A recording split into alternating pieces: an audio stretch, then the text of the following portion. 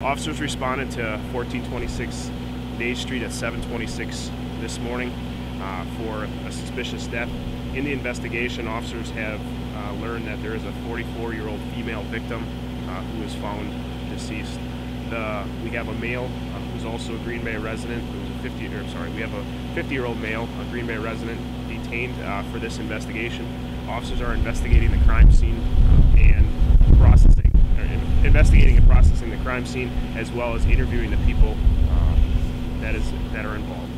I'm Amy Bailey here on Day Street, the location of what they're calling a suspicious death of a 44-year-old woman, and we just heard from the Green Bay Police Department's public information officer, and he said a few things that we didn't know already. Patty, can you kind of brief us a little bit on that? Well, he did mention that there was a woman in her 40s who was, they're calling it a suspicious death that occurred either last night or early this morning.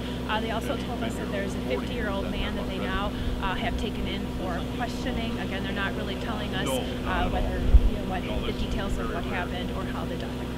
And we had heard from a close friend of the family that home is owned by an 81-year-old gentleman. Again, the police really tell us no details about that as well. But according to that neighbor, the owner of the home was at the friend's house watching the baseball game last night. He mentioned that the woman and the man that were living in the house were arguing, and that he wanted them to move out. They had been arguing all day yesterday, apparently, according to this friend of the family.